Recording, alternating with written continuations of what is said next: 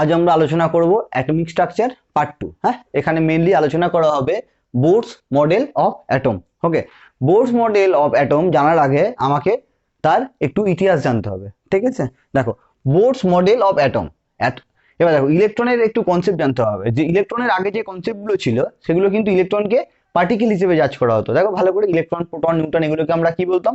Particle. তাহলে ইলেকট্রনকে আমরা কি হিসেবে জাজ করতাম? পার্টিকেল হিসেবে জাজ করতাম। এটাকে বলে ক্লাসিক্যাল ফিজিক্স। ক্লাসিক্যাল ফিজিক্স কি করেছিল? ইলেকট্রনটাকে পার্টিকেল হিসেবে জাজ করেছিল। কিন্তু এই 1905 এরম নাগাদ কি হলো, যে দেখা যাচ্ছে যে দুটো টেস্ট হলো, একটা হচ্ছে ব্ল্যাক বডি রেডিয়েশন আর একটা হচ্ছে ফটো ইলেকট্রিক এফেক্ট। টেস্টগুলো কি কি? একটা হচ্ছে ব্ল্যাক বডি রেডিয়েশন, একটু লিখে দিচ্ছি, এগুলো ডিটেলসে নেই। ব্ল্যাক বডি রেডিয়েশন,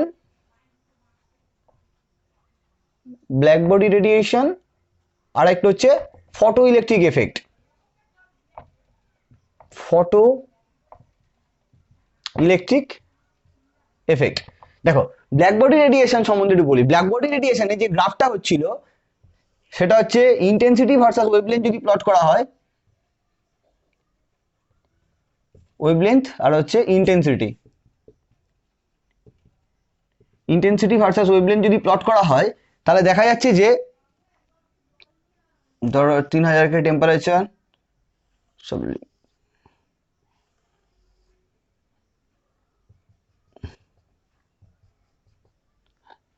এটা হচ্ছে 3000 কেলভিন, এটা হচ্ছে 4000 কেলভিন, এটা হচ্ছে 5000 কেলভিন। এটা হচ্ছে আমার ব্ল্যাক বডি রেডিয়েশনের গ্রাফ, যে ইন্টেন্সিটি ভার্সাস ওয়েভলেন্থ যদি বিভিন্ন টেম্পারেচারে প্লট করা হয়।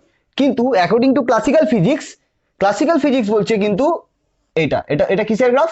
এই গ্রাফটা হচ্ছে ক্লাসিক্যাল ফিজিক্সের গ্রাফ। ক্লাসিক্যাল ফিজিক্সের গ্রাফ। দেখো এগুলোর ডিটেলস কিন্তু আমাদের কেমিস্ট্রিতে একটুও নেই, টোটালটাই ফিজিক্সে আছে, কিন্তু বোর্ডস থিওরি আসার আগে এগুলো আমাদের জানা উচিত। তাহলে আমরা কি দেখতে পেলাম, যে একটা সময় এলো যখন ইলেকট্রনের শুধু পার্টিকেল নেচার দিয়ে আমরা ইলেকট্রনকে জাজ করতে পারছিলাম না। ঠিক আছে, তার কারণটা কি? এই যে এক্সপেরিমেন্টগুলো ঘটেছিল সেই সময়, ব্ল্যাক বডি রেডিয়েশন বা ফটো ইলেকট্রিক এফেক্ট বলো। ব্ল্যাক বডি রেডিয়েশনের ক্ষেত্রে কি দেখলাম, যে গ্রাফটা দেখলাম ইন্টেন্সিটি ভার্সাস ওয়েভলেন্থের গ্রাফটা একটা সময় কিন্তু ওয়েভলেন্থ বেড়ে গিয়ে আবার কমে যাচ্ছে, কিন্তু ক্লাসিক্যাল ফিজিক্সের জন্য এটা ছিল না, তাই তো? তাহলে গ্রাফটা যেহেতু ঠিক ছিল, তাহলে ইলেকট্রনের পার্টিকেল নেচার দিয়ে শুধুমাত্র ইলেকট্রনকে জাজ করা যাবে না, এটা আমরা বুঝতে পেরেছিলাম। ঠিক আছে, তাহলে এবার হচ্ছে ইলেকট্রনের একটা নতুন কনসেপ্ট এলো, সেটা হচ্ছে ইলেকট্রনের ওয়েভ নেচার। ওকে, ওয়েভ নেচার। ওয়েভ নেচারটা কি জিনিস? জলে কখনো ঢিল ফেলে দেখবে যে একটা ওয়েভ ক্রিয়েট হয় না, সেরকম হচ্ছে ইলেকট্রনটাকে ওয়েভ বা ক্লাউড হিসেবে জাজ করা হলো। ঠিক আছে, ইলেকট্রনের ওয়েভ নেচার এলো। তাহলে এই এক্সপেরিমেন্টের মাধ্যমে তাহলে কি হলো, ইলেকট্রনের যে ক্লাসিক্যাল ফিজিক্স ছিল ইলেকট্রনকে পার্টিকেল হিসেবে দেখলো। তাহলে কি দেখলাম অ্যাকচুয়ালি? তাহলে কি হলো, classical physics fail to explain, classical physics fail to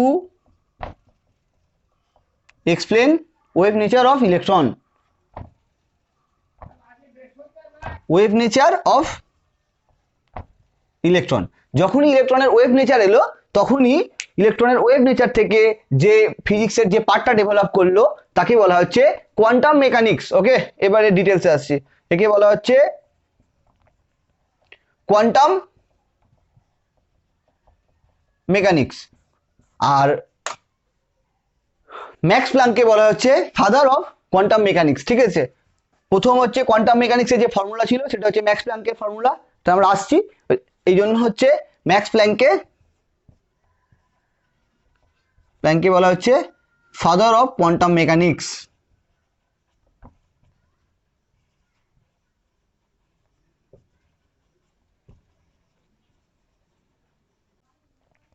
এবার আসছে planks quantum theory. Planks quantum theory, হ্যাঁ, কোয়ান্টাম কি জিনিস? কোয়ান্টাম বলছে smallest quantity of energy that can be emitted or absorbed in the form of electromagnetic radiation. তাহলে quantum কি জিনিস? Quantum হচ্ছে smallest quantity of energy that can be emitted or absorbed in the form of electromagnetic radiation. দেখো এখানে দেখো wave বলতে এই যে ওয়েভ জেনারেট করছে, ঠিক আছে। আর যে এই যে ইলেকট্রনের যে এনার্জিগুলো বলছে, এনার্জিগুলো কি একটা প্যাকেট ফর্মে যাচ্ছে, ঠিক আছে। এক একটা ইলেকট্রনগুলো এক একটা হচ্ছে প্যাকেট ফর্মে যাচ্ছে এনার্জিগুলো, ঠিক আছে। এটা হচ্ছে energy as a stream of photon, energy as a stream of photon. এনার্জিগুলো কি হচ্ছে একটা প্যাকেট ফর্মে যাচ্ছে, এই প্যাকেট ফর্মগুলোকে বলা হচ্ছে photon, clear. Energy as a stream of photon. এইবার প্লাঙ্কস কোয়ান্টাম থিওরি যে প্লাঙ্কস যে ফর্মুলাটা দিল সেটা দেখছে কি, energy proportional to frequency, energy proportional to frequency. ফ্রিকোয়েন্সিকে আমরা নিউ দিয়ে রিপ্রেজেন্ট করি, তাহলে আমরা দেখতে পেলাম কি, এটা আমরা ম্যাথসেও শিখেছিলাম, প্রপোর্শনাল থেকে ইকুয়াল আনতে গেলে একটা কনস্ট্যান্ট আসবে। তাহলে এখান থেকে কি লিখতে পাচ্ছি, E equal to H new, যেখানে ই মানে হচ্ছে এনার্জি, তাই তো। ই মানে হচ্ছে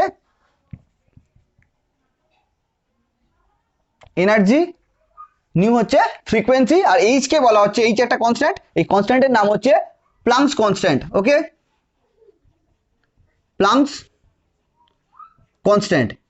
এই প্লাঙ্ক কনস্ট্যান্টের ভ্যালু আছে, এই ভ্যালুটা মুখস্থ রাখতে হবে, খুব ইম্পর্টেন্ট, নিউমেরিক্যালসে প্রচুর জায়গায় লাগে, এই চ্যাপ্টার তো দূর, আরো অনেক চ্যাপ্টারতেও লাগে। ওকে, প্লাঙ্ক কনস্ট্যান্টের ভ্যালু কি, একটা হচ্ছে 6.626 ইন্টু 10⁻⁻34 জুল সেকেন্ড, আর একটা হচ্ছে 6.626 ইন্টু 10⁻⁻27 আর্গ সেকেন্ড, ঠিক আছে। এইটা হচ্ছে আমার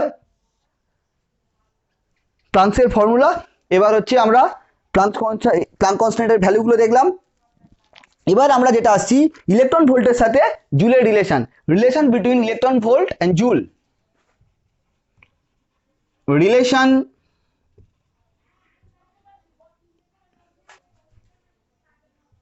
between electron volt and joule. দেখো, 1 ইলেকট্রন ভোল্ট মানে হচ্ছে charge of electron into 1 volt. Charge of electron কত, 1.6 ইন্টু 10⁻⁻19 কুলম্ব ইন্টু 1 ভোল্ট, তার মানে হচ্ছে 1.6 into 10⁻⁻19 joule, clear.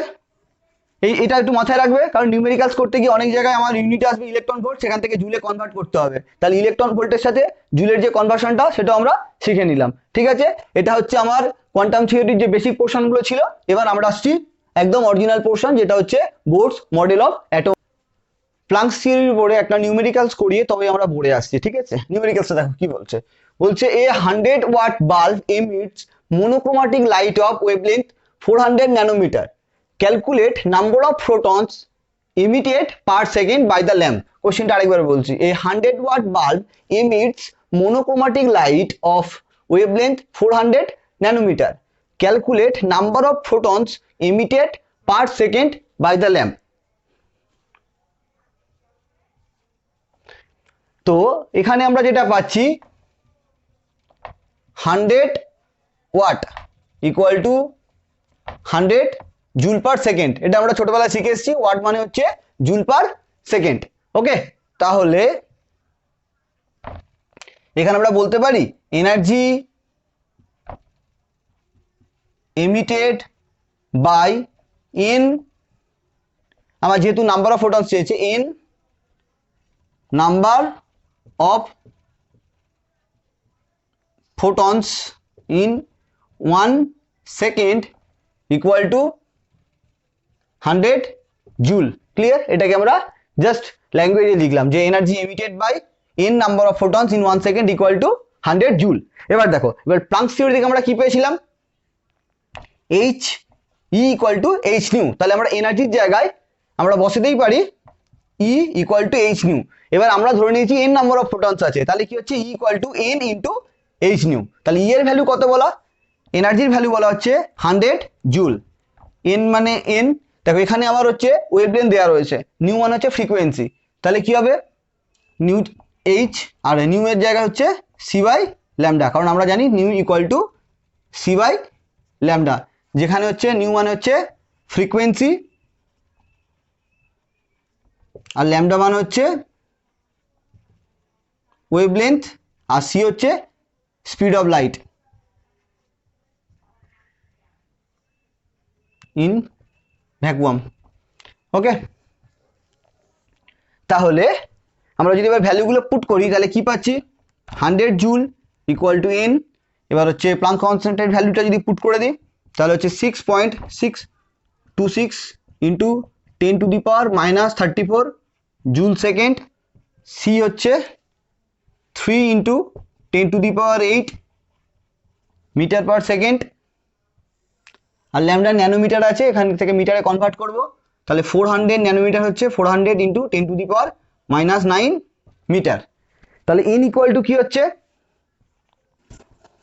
N equal to হচ্ছে 100 joule into 400 into 10⁻⁹ metre by 6.626 into 10⁻⁻34 joule second into 3 into 10⁸ metre per second. এখান থেকে joule joule কেটে গেল, metre metre কেটে গেল, সেকেন্ড সেকেন্ডও কেটে গেল। তাহলে ক্যালকুলেট করলে যে অ্যান্সারটা আসছে সেটাই হচ্ছে অ্যান্সার। তাহলে নাম্বার অফ প্রোটনস আমরা পেয়ে গেলাম। ঠিক আছে, এই হচ্ছে আমাদের অ্যান্সার। আর হচ্ছে অ্যান্সারটা অবশ্যই বেরোলো, যেহেতু আমরা পার সেকেন্ডে বার করেছি, পুরো অ্যান্সারটাই পার সেকেন্ডে বেরিয়ে গেল। ঠিক আছে, এবার আমরা আসছি বোর্ড থিওরিতে। দেখো এবার যে পোর্শনে আসছি, এখানকার সব থেকে important portion postulates of Bohr's theory. এটা কিন্তু মুখস্থ রাখতে হবে, পস্টুলেটস অফ বোর্ড থিওরি, এটা কিন্তু লিখতে দেয়, write down the postulates of Bohr's theory. দেখো বোর্ড থিওরি কি বলছে, 1 নম্বর পয়েন্ট দেখো কি বলছে, electron revolve around the nucleus in specific permitted circular orbits and in no others. This angular momentum of an orbit is always quantized and only these orbits are possible whose angular momentum is integral multiple of h by 2 pi। দেখো এটার মানেটা কি বলতে চাইছে, এটার মানে যেটা বলতে চাইছে সেটা হচ্ছে যে এখানে যে অ্যাঙ্গুলার মোমেন্টাম, হ্যাঁ এটা ফিজিক্সের পোর্শন, অ্যাঙ্গুলার মোমেন্টাম ক্যালকুলেট করার ফর্মুলা হচ্ছে mvr। অ্যাঙ্গুলার মোমেন্টাম ক্যালকুলেট করার ফর্মুলা হচ্ছে mvr, যেখানে হচ্ছে m for mass, v for velocity, r for হচ্ছে রেডিয়াস অফ অরবিট। mvrটা মাল্টিপ্লাই করলে কি হচ্ছে, h বাই 2 পাই এর ইন্টিগ্রাল মাল্টিপ্লাই হচ্ছে। ঠিক আছে, n হচ্ছে একটা ইন্টিজার যার ভ্যালুটা হচ্ছে 1 থেকে স্টার্ট হয়, 0 থেকে নয় কিন্তু, হ্যাঁ 1 2 3। তাহলে এখান থেকে কি দেখলাম, দেখো রাদারফোর্ডের যে কারেকশনটা সেটা বোর্ড করলো, সেটা হচ্ছে যে বলছে যে এই নিউক্লিয়াস যদি হয় তাহলে কিন্তু ইলেকট্রনগুলো যে কোনো জায়গায় থাকতে পারে না, এই হচ্ছে নির্দিষ্ট অরবিট আছে সেখানেই থাকতে পারে। যে কে সেল এল সেলের যে কনসেপ্টগুলো এলো এখান থেকেই এলো, যে এন ইকুয়াল টু, এই যে এন এর ভ্যালু যখন 1 হয় তখন তাকে আমরা বলছি কে সেল, এন এর ভ্যালু যখন 2 হচ্ছে তখন তাকে আমরা বলছি এল সেল, এন এর ভ্যালু 3 হলে তখন তাকে আমরা বলছি এম সেল। ঠিক আছে, তাহলে এই কনসেপ্টটা কিন্তু বোর্ড থিওরি থেকে এলো। এটা পাস সেল যেটা সেটা হচ্ছে কে সেল, এল সেল, এম সেল। ওকে, তাহলে এই যে কনসেপ্টটা এলো যে h বাই 2 পাই এর ইন্টিগ্রাল মাল্টিপল যেটা হবে সেটাই হচ্ছে এখান থেকে, ধরো কোথাও n এর ভ্যালু এই mvr ক্যালকুলেট করলাম, করে দেখছি h বাই 2 পাই কে 1 দিয়ে মাল্টিপ্লাই করলে এই ভ্যালুটা চলে আসছে, তার মানে ওটা কে সেলে থাকবে। যদি 2 দিয়ে মাল্টিপ্লাই করলে আসে তাহলে ওটা এল সেলে আসবে। এইরকম ভাবে ফার্স্ট লটা বললো যে ইলেকট্রন যে কোনো জায়গায় থাকতে পারবে না, যেখানে কেবলমাত্র তার angular momentum integral of h by 2 pi হবে সেখানেই থাকতে পারবে। ওকে, এটা হচ্ছে ফার্স্ট পস্টুলেটস। আর একটা টার্মের মানে বলে দিই, সেটা হচ্ছে quantized. Always energy is always quantized. Quantized মানে কি বলো তো, ধরো বাড়ির ছাদ যদি দেখো, আমরা আমাদের সিঁড়ির যে ছাদগুলো হয়, ঠিক আছে, সিঁড়ির যে ছাদ, ধরো এটা 1 ফুটের গ্যাপ আছে, সব গ্যাপগুলো 1 ফুটের। ঠিক আছে, তাহলে তুমি এখান থেকে যখন গ্রাউন্ড ফ্লোর থেকে এখানে উঠলে এটা কিন্তু 1 ফুট, এরম জায়গায় গেলে 2 ফুট, এরম জায়গায় গেলে 3 ফুট, এরম জায়গায় গেলে 4 ফুট। এবার বলো যে এই এনার্জির জায়গাটা বোঝাচ্ছি। দেখো এবার দেখো বলছি তুমি কখনো 2.5 ফিটে আছো, এটা কি সম্ভব? 2.5 ফিটে থাকা মানে কিরম জায়গায় থাকা, এরকম ভাবে তোমার জন্য দাঁড়ানো সম্ভব নয়। তার মানে কি, তুমি আইদার এখানে দাঁড়াতে পারবে নইলে ডাইরেক্ট এখানে দাঁড়াতে পারবে, নইলে ডাইরেক্ট এখানে, নইলে ডাইরেক্ট এখানে, নইলে ডাইরেক্ট এখানে। এটাই বলছে এনার্জিস কোয়ান্টাইজ, যে কারণের জন্য এন এর ভ্যালুগুলো কিন্তু ইন্টিগ্রাল মাল্টিপ্লাই হচ্ছে। বুঝতে পারলাম যে যে কোনো ভ্যালু বসালে কিন্তু হবে না, কারণ এনার্জিটা হচ্ছে কোয়ান্টাইজ। সেটা হচ্ছে ফার্স্ট থিওরি।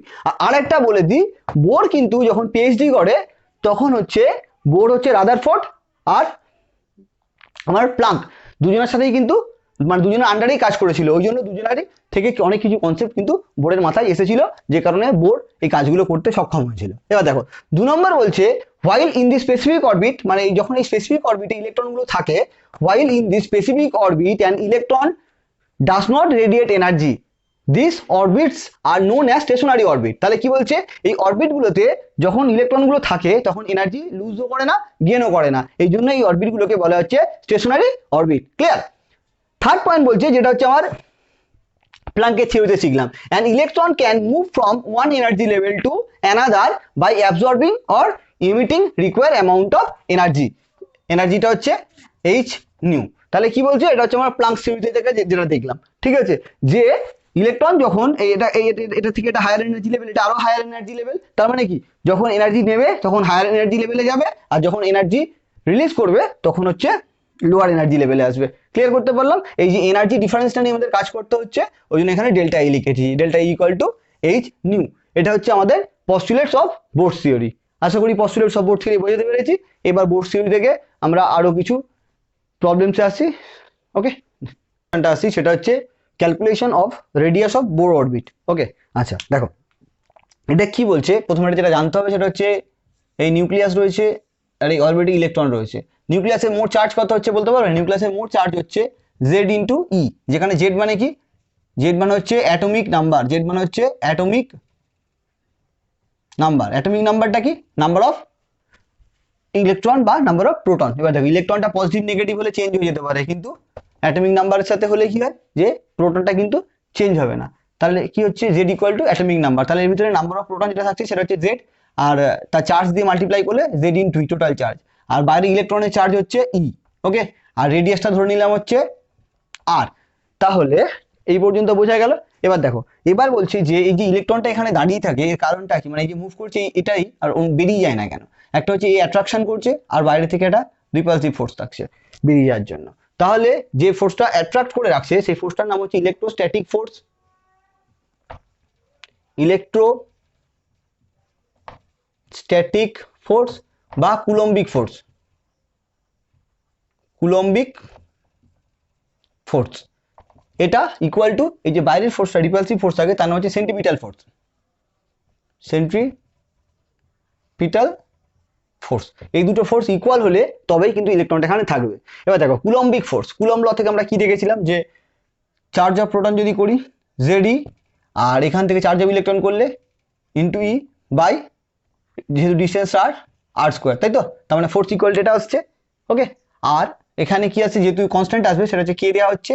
কে মানে কি, কে হচ্ছে 1/4 পাই এপসাইলন নট, এটা হচ্ছে কে এর ভ্যালু, কে এটা কনস্ট্যান্ট, যে ভ্যালু হচ্ছে এটা। এবার দেখো তাহলে কুলম্বস ল থেকে আমরা কি পাচ্ছি, কুলম্বস ল থেকে আমরা যেটা পাচ্ছি কুলম্বিক ফোর্স, যেটা k into Z into E square by R square. আর সেন্টিমিটাল ফোর্স যেটা পাচ্ছি এটা ফিজিক্সে ক্যালকুলেট করা হয়, ক্যালকুলেট করে আমরা যে ভ্যালুটা পাচ্ছি সেটা হচ্ছে M V square by R. Clear? M V square by R, এখান থেকে আর যদি কেটে দেওয়া হয় তাহলে এখানে আর থাকছে, এখান থেকে আমরা যেটা নেবো ভি স্কোয়ার ক্যালকুলেট করবো।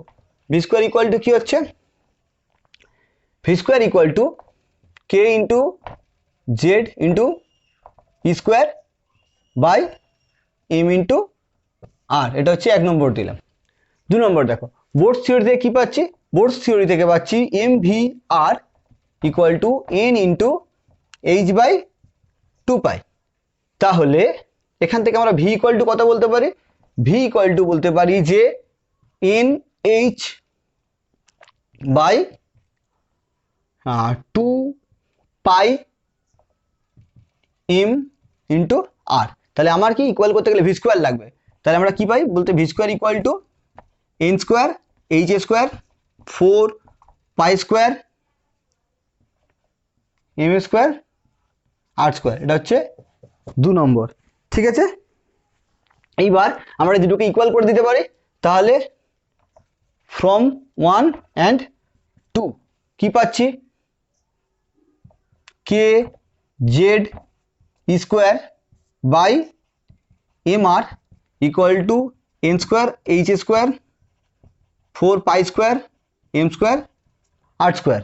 ঠিক আছে, এবার যেটা হচ্ছে সেটা এখান থেকে আর আর কেটে গেল, তাহলে এখান থেকে আমরা আর ইকুয়াল টু কি পাচ্ছি আর ইকুয়াল টু পাচ্ছি, আচ্ছা আরেকটা কাটছে এমও কাটছে, এই এম কেটে এখানে একটা এম থাকছে, তাহলে আর ইকুয়াল টু পাচ্ছি N square H square by K into Z pi square square M, এটা হচ্ছে আমার আর এর ভ্যালু। ঠিক আছে, এইবার এটা আমরা কি করলাম, এটা যেটা ক্যালকুলেট করি জেনারেলি হাইড্রোজেন অ্যাটমের জন্য ক্যালকুলেট করা হয়। যদি হাইড্রোজেন অ্যাটমের জন্য বার করি, হাইড্রোজেন অ্যাটমের ফার্স্ট অরবিটের জন্য যদি বার করি, তাহলে কি হচ্ছে এন এর ভ্যালুটা 1 হয়ে যাচ্ছে আর হাইড্রোজেনের জন্য জেডটাও 1 হয়ে যাচ্ছে। এই ভ্যালুটা ক্যালকুলেট করলে যেটা দাঁড়ায় সেটা হচ্ছে 0.529 বা 0.53ও বলে, বইতে দেখবে 0.53 লেখা আছে, অ্যাকচুয়াল ভ্যালু হচ্ছে 0.529। এটা হচ্ছে আমার হাইড্রোজেনের ফার্স্ট অরবিটের জন্য বেরোয়। আর যদি ওভারঅল বার করতে চাই তাহলে 0.529 ইন্টু আমার ওপর থেকে থাকছে এন স্কোয়ার বাই নিচেই থাকছে জেড, তাহলে আর এন মানে এনএস অরবিটালের জন্য যে কোনো কারোর জন্য যদি বার করতে চাই R N equal to 0.529 into N square into Z, বা এটাকে আমরা বলি R N equal to A not, A not মানে হচ্ছে radius of Bohr orbit. Okay, N square by Z. এই ফর্মুলা থেকে জয়েন্টে প্রচুর নিউমেরিক্যালস আছে, বোর্ড এক্সামেও তো আছে অবশ্যই, কিন্তু জয়েন্টে এই ফর্মুলা থেকে প্রচুর আছে। ঠিক আছে, এরকম টাইপের একটা নিউমেরিক্যালস আমি করতেও দিচ্ছি। দেখো এটা এমনিও ক্যালকুলেশন আমাদের শিখতে হবে, তার বাইরে এখান থেকে কি রিলেটেড কোশ্চেন আছে সেটাও আমরা দেখে নেবো। একটা নিউমেরিক্যালস আমি করতেও দেবো, তাহলে বুঝে যাবো এখানে কতটা কি শিখেছি। দেখো এখানে আরেকটা কথা একটু বলে দিই, যে বোর্ডের জন্য যদি মানে বোর্ড থেকে যদি হাইড্রোজেন অ্যাটমের জন্য বার করি, hydrogen atom Z equal to 1 বাদ দিয়ে দাও, তাহলে ফার্স্ট অরবিটের জন্য কি হচ্ছে 1, তাই তো হচ্ছে, তার মানে হচ্ছে এ নট। ফার্স্ট অরবিটের জন্য যদি আমরা এনার্জিটা বার করি, ফার্স্ট অরবিটের জন্য হচ্ছে এই ভ্যালুটা হচ্ছে এ নট। ঠিক আছে, সেকেন্ডের জন্য কত হচ্ছে 2 স্কোয়ার মানে 4 এ নট, ভালো করে বোঝো, এটা যদি 1 এটা হচ্ছে 4 এ নট। থার্ডের জন্য কি হচ্ছে 9 এ নট, তাহলে এই ভ্যালুটা হচ্ছে শুধু এ নট ছিল, এটা হচ্ছে 4 এ নট, এটা হচ্ছে 9 এ নট। তাহলে কি দেখতে পাচ্ছি, এই যে গ্যাপটা, এনার্জি গ্যাপটা কিন্তু সেল বাড়ার সাথে সাথে কিন্তু এনার্জি গ্যাপটাও খুব ইনক্রিজ করছে। ঠিক আছে, এটাও আমরা জানতে পারলাম। এটা আমরা পিরিয়ডিক টেবিল যখন পড়েছিলাম তখন আমরা দেখেছিলাম কি, যে এখান থেকে এইবার নামলে সাইজটা কিন্তু ম্যাসিভলি ইনক্রিজ করছে। তাহলে কারণটা বোঝা গেল, সাইজটা ম্যাসিভলি ইনক্রিজ করার কারণ কি, প্রথম দিকে একটু কম ইনক্রিজ, পরের দিকে আরো বেশি ইনক্রিজ করছিল, এই হচ্ছে সেই কারণটা। তাহলে এখান থেকে আমরা ওই জিনিসটাও বুঝে নিলাম। ওকে, এবার আমরা আসছি নিউমেরিক্যাল। দেখো এই নিউমেরিক্যালসটা দিলাম, তোমরা বাড়িতে করে দেখাবে। কি বলছে, if the radius of second orbit of Li2 plus is x, then find radius of first orbit of He plus in terms of x. Okay, কি বলছে, if the radius of second orbit of Li2 plus is x, then find radius of first orbit of He plus in terms of x.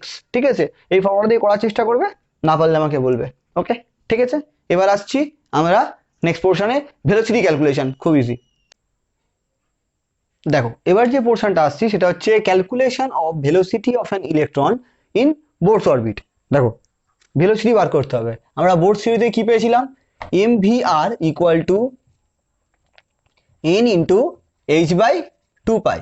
তাহলে এখান থেকে আমরা বলতে পারি যে velocity বার করার জন্য ভি ইকুয়াল টু কি পাচ্ছি, ভি ইকুয়াল টু পাচ্ছি এন ইন্টু এইচ, আর এখান থেকে পাচ্ছি 2 পাই ইন্টু আমার আসছে এম ইন্টু আর। ক্লিয়ার, এবার দেখো আর এর ভ্যালুটা আমরা অলরেডি ক্যালকুলেট করে রেখেছি, সাইডে লিখে রেখেছি আর ইকুয়াল টু এটা, তাহলে এখানে পুট করে দিই। তাহলে এখানে কি পাচ্ছি, N into H 2 pi into M into R এর ভ্যালু কি পাচ্ছি, এন স্কোয়ার এইচ স্কোয়ার, আর পুরোটা উপর উঠে যাচ্ছে, কি আসছে 4 pi square M K Z square.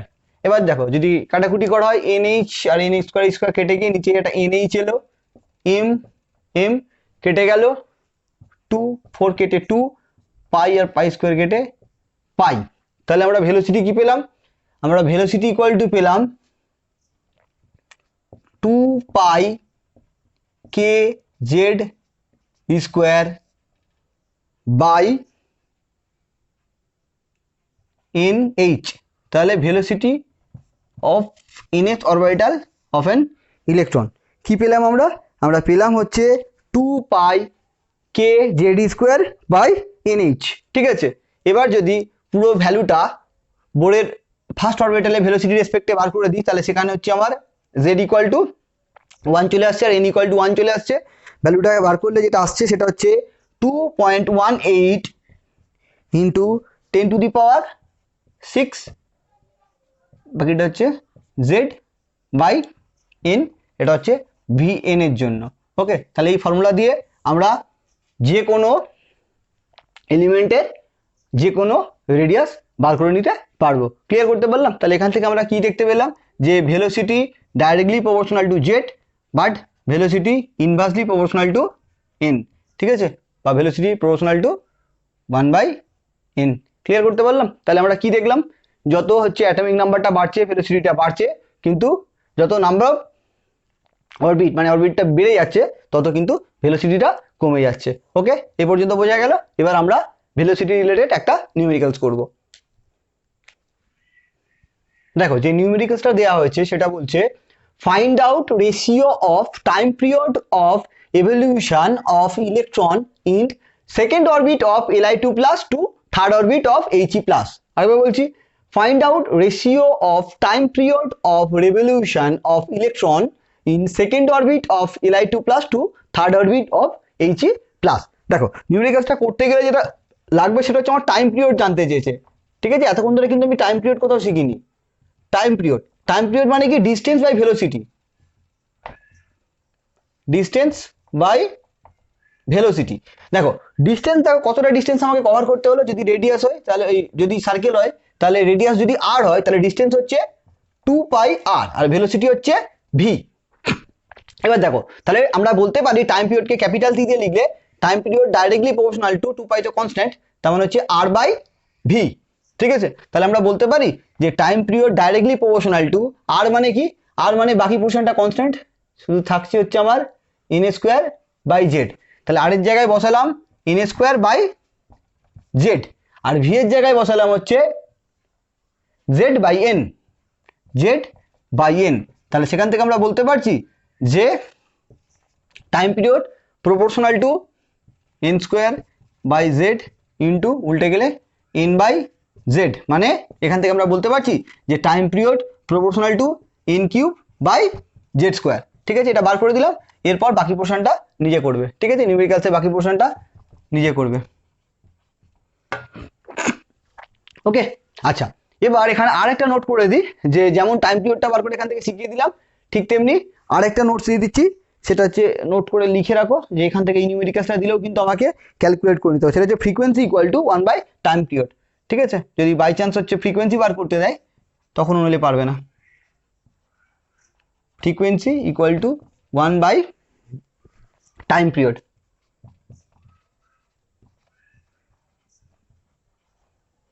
ওকে, তাহলে এই নিউমেরিক্যালসটা আমাকে টাইম পিরিয়ড জানতে চেয়েছিল বলে আমি টাইম পিরিয়ডের রেসপেক্টে বার করছি, ফ্রিকোয়েন্সি রেসপেক্টেও কিন্তু নিউমেরিক্যালসটা দিতে পারতো। তাহলে জানা উচিত যে frequency equal to 1 by time period. Okay, এটা বোঝা গেল। এবার আমরা আসছি এনার্জি ক্যালকুলেশনে। ঠিক আছে, হলেই আজকের ক্লাসটা হয়ে যাবে। দেখো, এবার যে পোর্শনটা আসছি সেটা হচ্ছে ইলেকট্রনের এনার্জি ক্যালকুলেশন। ঠিক আছে, এনার্জি ক্যালকুলেশনের আগে বলে রাখি ইলেকট্রনের যে এনার্জিটা হয় সেটা হচ্ছে নেগেটিভ হয়। এনার্জিটাকে নেগেটিভ সাইন থাকে, কেন থাকে সেটাকে বলে দিই। হ্যাঁ, কি বলছে এটাকে দেখে নাও, তারপরে এনার্জি ক্যালকুলেশনটা দেখাচ্ছি। বলছে the energy of an electron at infinity is arbitrarily assumed to be zero. Infinity বলতে অনেকে ভাবে যে অনেক দূর থেকে আনা হচ্ছে, এটা নয় কিন্তু। হ্যাঁ, নিউক্লিয়াসের যে ফোর্সটা আছে তার বাইরে ইলেকট্রনটা থাকা মানেই কিন্তু ইনফিনিটি আমার কাছে। ক্লিয়ার? ইনফিনিটি ডেফিনেশনটা খুব ইম্পর্টেন্ট। ইনফিনিটি মানে এই নয় যে একদম ইনফিনিটি থেকে আনা হচ্ছে। নিউক্লিয়াসের অ্যাট্রাকশনটা যতদূর থাকছে তার বাইরে থেকে ইলেকট্রনটা, তার বাইরে ইলেকট্রনটা থাকলেই তাকে আমরা ইনফিনিটি বলছি। ওকে, তাহলে কি পাচ্ছি? The energy of an electron at infinity is arbitrarily assumed to be zero. Arbitrarily assumed to be zero মানে হচ্ছে জিরো নয়, আমরা জিরোটাকে অ্যাজিউম করে নিই। ঠিক আছে, arbitrarily assumed to be zero. This state is called zero energy state. এই জন্য এটাকে বলা হয় জিরো এনার্জি স্টেট। এবার বলছে when electron comes under the influence of nucleus, মানে এবার কি হচ্ছে, যখন ইলেকট্রনটা ধরো নিউক্লিয়াস এই পর্যন্ত, নিউক্লিয়াসের ফোর্সের বাইরে থেকে ইলেকট্রন যখন আসছে, মানে নিউক্লিয়াসের যে অ্যাট্রাকশন ফোর্সটা আছে তার বাইরে থেকে যখন ইলেকট্রনটা আসছে, ধরো এই জায়গা থেকে ইলেকট্রনটা এর ভিতরে এলো, তাহলে কি বলছে, when electron comes under the influence of electron it does some work, একে কিছুটা ওয়ার্ক করতে হচ্ছে, and spend its energy in this process, এই প্রসেসে কি হয়, এনার্জিটা কিছুটা লুজ করে যায়, thus energy of an electron decreases, তাহলে কি হলো, ইলেকট্রনের এনার্জি ডিক্রিজ করলো and becomes নেগেটিভ, এই কারণের জন্য ইলেকট্রনের যে এনার্জি সাইনটা হয় সেটা হচ্ছে নেগেটিভ। ঠিক আছে, এটা বুঝতে পারলাম। এবার আমরা আসছি এনার্জি ক্যালকুলেশন। দেখো প্রথমে পোটেনশিয়াল এনার্জি ক্যালকুলেট করব, potential energy P E, potential energy. Potential energy কি, potential energy equal to work done, potential energy হচ্ছে ওয়ার্ক ডান। এটা কিভাবে বার করব, যেটা দেখলাম যে ইনফিনিটি থেকে এর মধ্যে রেডিয়াসে আনতে হচ্ছে, তাই তো, তাহলে এটার ফর্মুলা হচ্ছে যখন আর ইকুয়াল টু ইনফিনিটি থেকে আর ইকুয়াল টু আর এলো, দেখো যারা 11-এ পড়ো এই সাইনটার মানে বুঝবে না, এটাকে বলে ইন্টিগ্রেশন, এটা আমরা ম্যাথসে শিখবো, ওকে, এটা আমরা ম্যাথসে শিখবো, তাও ক্লাস 12-এর সিলেবাসে আছে, ক্লিয়ার। আচ্ছা, কি জিনিস একটু তাও বলে দিচ্ছি, ইন্টিগ্রেশন অফ কি হচ্ছে কুলম্বিক ফোর্স, ঠিক আছে, কুলম্বিক ফোর্স। তাহলে কুলম্বিক ফোর্সের এই ভ্যালুটা এখানে পুট করলে আমরা কি পাচ্ছি, সেটা হচ্ছে R equal to R equal to infinity, এখান থেকে যেটা পাচ্ছি সেটা হচ্ছে এফ ডিআর, যেখানে এফ মানে হচ্ছে কুলম্বিক ফোর্স, ওকে। আচ্ছা, এইবার যদি আমরা ভ্যালুটাকে পুট করি তাহলে কি পাচ্ছি, integration of R to integration of infinity, Coulombic force মানে হচ্ছে K Z square by R square. এবার হচ্ছে যেহেতু রেডিয়াসের রেসপেক্টে ইন্টিগ্রেশন করছি, বাকি পোর্শনটা আমার বেরিয়ে আসবে, এটা হচ্ছে ইন্টিগ্রেশনের রুলস। তাহলে কি হলো, কে জেড স্কোয়ার ইন্টিগ্রেশনের বাইরে বেরিয়ে গেল, আর টু আর ইনফিনিটি, এটা হচ্ছে এখানে ডিআর থাকবে, 1/r স্কোয়ার ডিআর। এবার দেখো ইন্টিগ্রেশনের যে রুল সেটা হচ্ছে X to the power minus N D X যদি হয় তাহলে ইন্টিগ্রেশনের অ্যান্সার আসে X to the power minus N plus one by minus N plus one, এটা হচ্ছে ইন্টিগ্রেশনের রুলস, বলে দিলাম। তাহলে এটা কি R to the power minus two, তাহলে এখান থেকে যে অ্যান্সারটা আসছে সেটা হচ্ছে কে জেড স্কোয়ার, এখানে হচ্ছে আর বসবে, এখানে ইনফিনিটি বসবে আরেক জায়গায়। আচ্ছা, কি দাঁড়াচ্ছে তাহলে, R to the power minus two মানে হচ্ছে R to the power minus one by minus one, তারপর একটা মাইনাস বেরিয়ে আসছে, তাহলে এখান থেকে আমরা কি পাচ্ছি, minus K Z square 1/r আর ইনফিনিটি, ওকে। তাহলে যদি ভ্যালুটা পুট করি তাহলে কি পাচ্ছি, এখানে প্রথমে এটা পুট করব, দেখিয়ে দিচ্ছি কীভাবে বার করতে হয়, কে জেড স্কোয়ার দুটো ভ্যালু, প্রথমে এই ভ্যালুটা পুট করবো মাইনাস এই ভ্যালুটা পুট করবো, তার মানে 1/r মাইনাস 1/, এখানে আরেক জায়গায় ইনফিনিটি পুট করবো, 1/ইনফিনিটি মানে 0, তাহলে এখান থেকে আমরা কি পেলাম, minus K Z square by R. ঠিক আছে, এই পর্যন্ত যেটা দেখলাম এটা হচ্ছে পোটেনশিয়াল এনার্জি ক্যালকুলেশন। এবার দেখো টোটাল এনার্জি মানে কি, টোটাল এনার্জি মানে হচ্ছে potential energy plus kinetic energy, okay. তাহলে আমরা কাইনেটিক এনার্জির এই সাইডে বার করে নিই, কাইনেটিক এনার্জির এই সাইডে বার করে নিই। কাইনেটিক এনার্জি কি হচ্ছে, কাইনেটিক এনার্জি মানে হচ্ছে half MV square.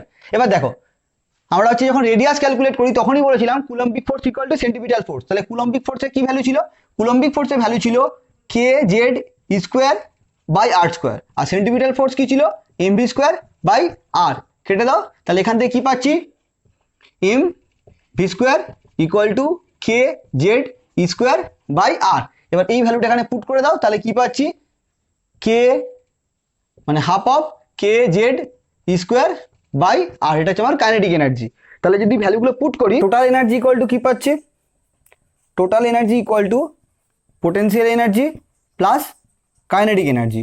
Potential energy কত বেরিয়েছিল, minus K Z square by R, আর আমার কাইনেটিক এনার্জি কত বেরোলো, plus half of K Z square by R. তাহলে ওভারঅল অ্যান্সার কত হলো, minus half of K Z square by R. ঠিক আছে, এটা হচ্ছে আমার এনার্জি ভ্যালু, যেখানে আমার নেগেটিভ সাইন এলো। এবার যদি আমি আর এর ভ্যালুটা পুট করে দিই তাহলে কি পাচ্ছি, half of K Z square, আর হচ্ছে আমার আর এর ভ্যালু পুট করে দাঁড়াচ্ছে N square H square into 4 pi square M K Z square. এবার দেখো ওটা কাটলে এখান থেকে 2 আসছে, আর কিছুই কাটছে না, তাহলে সরি মাইনাস সাইনটা দেওয়া হয়নি, মাইনাস, তাহলে এখানে কি হলো minus 2 into K Z square E to the power 4